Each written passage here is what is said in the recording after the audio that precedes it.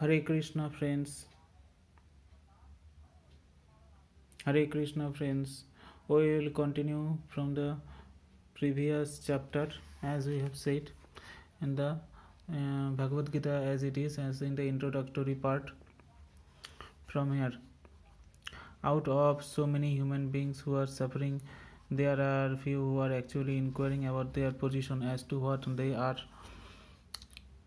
who are actually inquiring their position and why they are put into this awkward position and so on. Unless one is awakened to this position of questioning his suffering, unless he is awakened to this position, unless he realizes that he doesn't want suffering but rather wants to make a solution to all suffering, there and then no and then one is not to be considered a perfect human being. Humanity begins when this sort of inquiry is awakened in one's mind. In the Brahma Sutra, this inquiry is called Brahman Jigyasa. Atatho is called Brahma Jigyasa. Athato Brahma Jignasa. Jinasa. Every activity of the human being is to be considered a failure unless he inquires about the nature of the absolute. And therefore those who begin to question why they are suffering or when they came from and where they shall go after death are proper students for understanding Bhagavad Gita. The sincere student should also have a firm respect for the Supreme Personality of Godhead. Such a student was Arjuna. Lord Krishna descends specifically to re-establish the real purpose of life when man forgets that purpose. Even then, out of many human beings who awaken, there may be one who actually enters the spirit of understanding his position, and for him this Bhagavad Gita is spoken. Actually, we are swallowed by the tigress of nations, but the Lord is very merciful upon living entities, especially human beings. To this end, he spoke the Bhagavad Gita, making his friend Arjuna his student. Being an associate of Lord Krishna, Arjuna was above all ignorance, but Arjuna was put into ignorance on the battlefield of Kurukshetra just to question Lord Krishna about the problems of life so that the Lord could explain them for the benefit of future generations, us, of human beings, and chalk out the plan of life. Then man could act accordingly and perfect the mission of human life.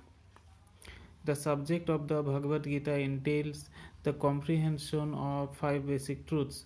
First of all, the science of God is explained, and then the constitutional position of the living entities jivas. There is Ishvara, which means the controller, and there are jivas, the living entities which are controlled.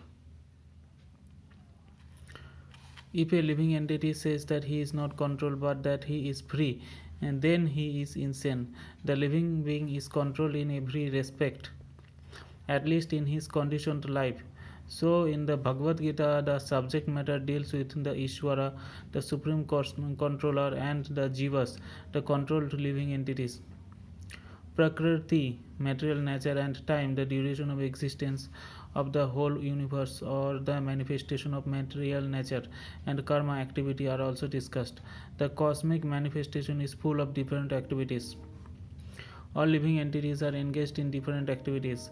From Bhagavad Gita, we must learn what God is, what the living entities are, and what Prakriti is, what the cosmic manifestation is, how it is controlled by time, and what the activities of the living entities are. After these 5 basic subject matters in Bhagavad Gita, it is established that the Supreme Godhead or Krishna or Brahman or the Supreme Controller or Paramatma, you may use whatever name you like, is the greatest of all. The living beings are in quality like the Supreme Controller.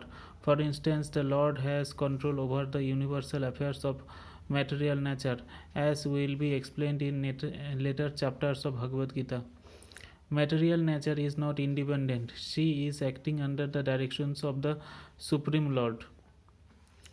As Lord Krishna says, Maya Dhyakeshana Kesena Maya Dhyakesena Prakriti suyate sa characharam. This material nature is working under my direction. When we see wonderful things happening in the cosmic nature, we should know that behind this cosmic manifestation there is a controller. Nothing could be manifested without being controlled. It is childish not to consider the controller. For instance, a child may think that an automobile is quite wonderful to be able to run without a horse or other animal pulling it. But a sane man knows the nature of automobiles engineering arrangement. He always knows that behind the machinery there is a man, a driver.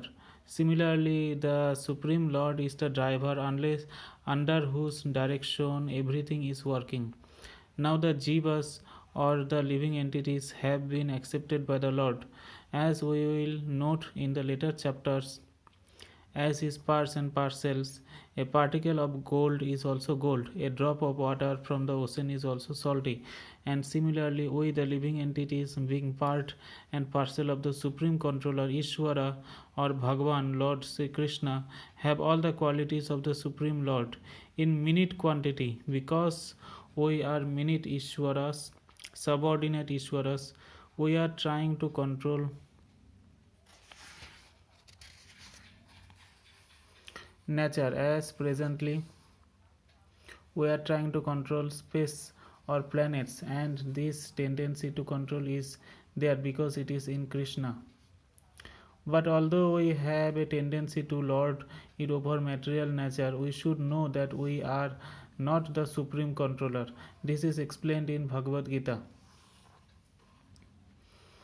What is material nature? This is also explained in the Gita as inferior prakriti, inferior nature. The living entity is explained as the superior prakriti. Prakriti is always under control, whether inferior or superior. Prakriti is female and she is controlled by the Lord, just as the activities of a wife are controlled by the husband.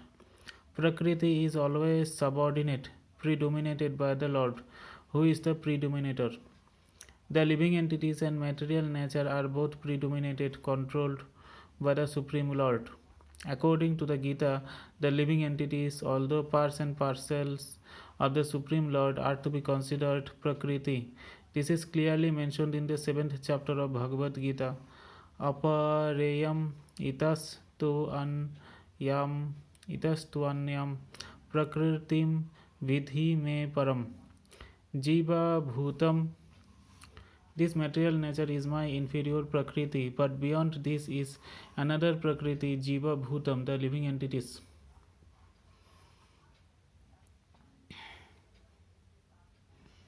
Material nature itself is constituted by three qualities: the mode of goodness, the mode of passion, and the mode of ignorance.